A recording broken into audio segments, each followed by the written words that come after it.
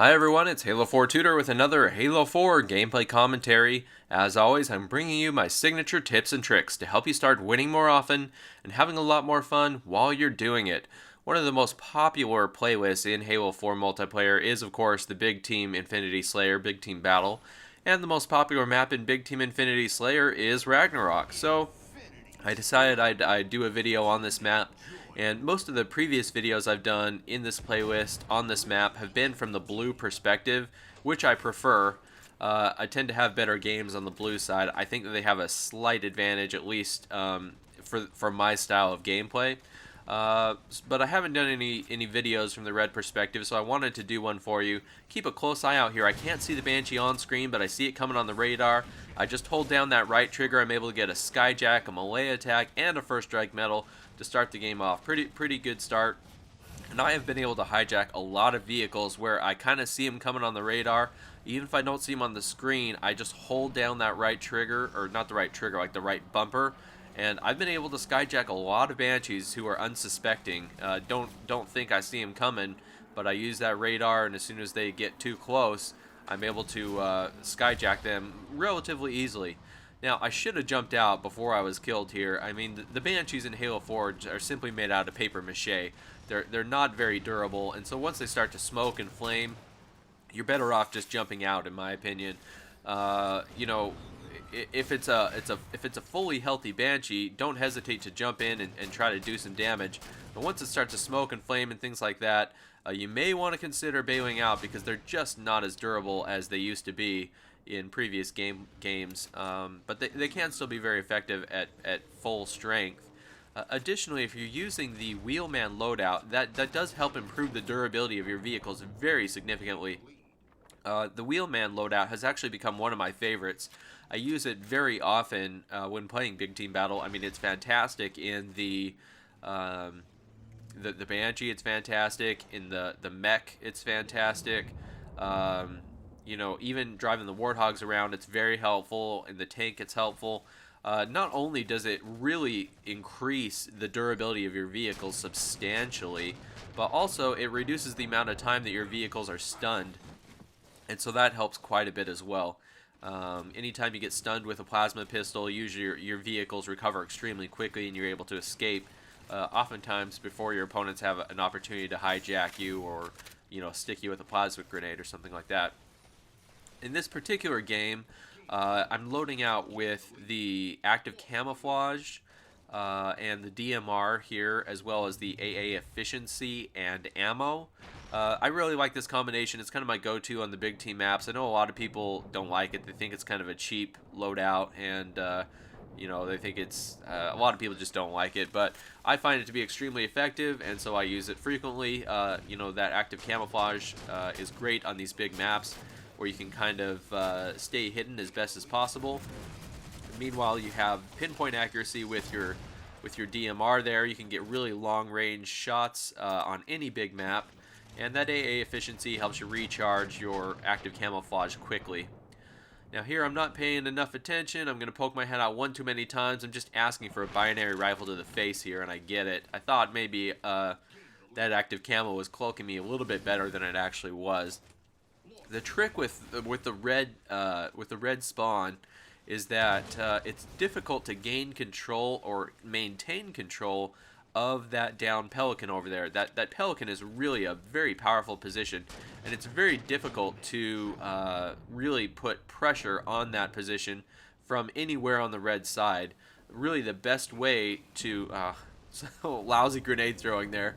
The best way to push the Pelican, well, it's difficult to push the Pelican, let me just say that. From the red side, it's difficult to push the Pelican because they're able to fall back very easily behind the Pelican, and it's difficult to get there. Additionally, if you know you do want to push the Pelican, you have to cross a lot of empty open area where you have no cover, and that can be very difficult as well. Here I'm able to stun this ghost, and he foolishly jumps out. Fortunately for me, he jumps out because I didn't have anything to stick him with. I was out of grenades, but he just jumps out, and I'm able to kill him. I'm going to come into the base here and drop down my saw, and I'm going to use the saw throughout a large portion of the game here.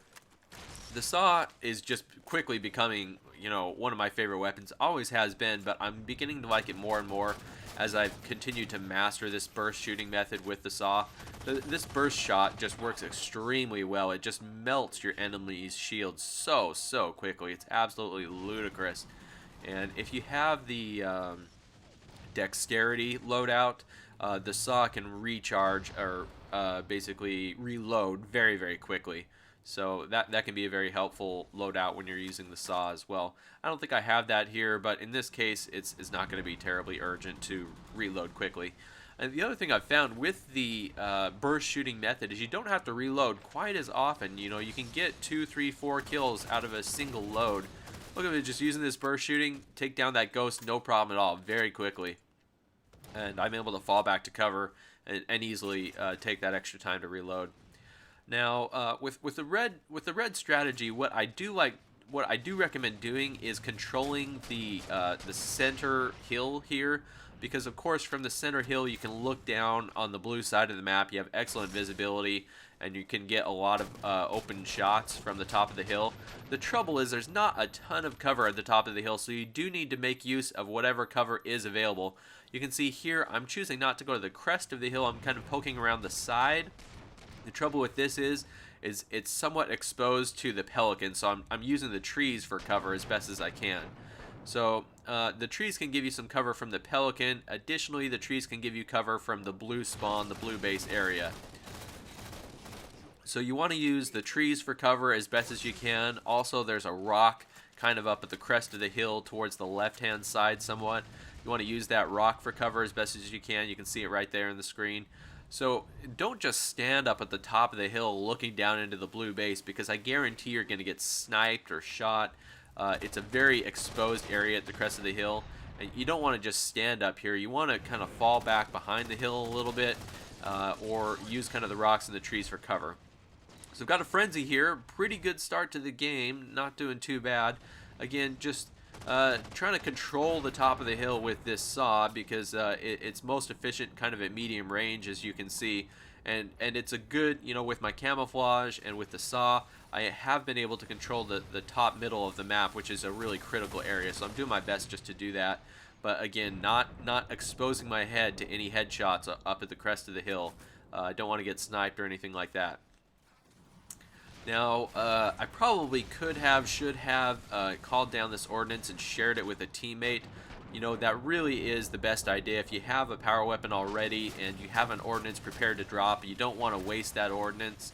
The best thing to do is call it down and share it with a friend, a teammate. You know, let them use that power weapon, and then you can continue to accrue a new ordnance. Because as long as I'm sitting here on this ordnance, I'm not going to get a new one. And the trouble with that is that you know, I probably could have earned a whole new ordnance by this time, because I scored a lot of points since I actually earned that ordnance. And then the trouble here is I actually do finally call it down, and then I promptly get killed. And so, I mean, it really is like a catch-22. You know, I finally bothered to call down that beam rifle, and then I'm just killed anyway. So I should have called it down in the first place, and by now I would have had you know, a whole nother ordnance ready for me. So I come back here trying to recover my power weapons here, but somebody else on my team has already grabbed that beam rifle. That's fine. My saw's still there, and that's really my weapon of choice anyway. So I'm going to keep working with the saw and continue to get several kills. So I want to make sure I've covered all of my strategies for the red side here. You know, make sure that you're controlling the top of the hill as best as possible here. That's absolutely critical. Use the cover as best as you can. You know, watch out for the pelican, because the pelican can be really the best position for the blue players, and the pelican can really do some damage to anybody who is up here on this hill. The pelican has excellent visibility onto this hill and the open area that approaches the hill. So you don't want to allow the blue team to control that pelican. You got to be careful to make sure that you don't let them control the pelican, whatever you do. That's absolutely critical.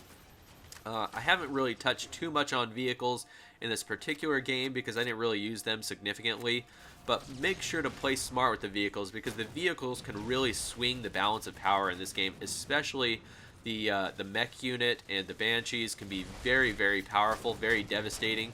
So you want to make sure to use them very wisely. Don't jeopardize those vehicles. Don't be overly aggressive with the vehicles and put them in a situation where they can be easily destroyed. Find areas where you can kind of protect your vehicles and still kind of poke out and get kills when necessary, or take down overly aggressive opponents. But don't be overly aggressive yourself when it comes to the vehicles on this map, because if you do, the vehicles are going to be destroyed pretty quickly, and it's really going to end up being a waste of time. Now here I'm controlling the Pelican, but this can be a very dangerous position because you are really exposed to a lot of areas on the blue side of the map. So you got to be careful about pushing all the way up to the Pelican if you're on the red team, because that can be a dangerous play there. Well, I hope I was able to give you at least a few tips and tricks, a few ideas for how to approach this game type on this map from the red side. Please leave some comments. Let me know if you thought the video was helpful and what I could do to improve. Thanks for watching, everybody. Please like, comment, and subscribe. Add the video to your favorites. Share it with your friends. This is Halo 4 Tutor signing out. I'll see you next time.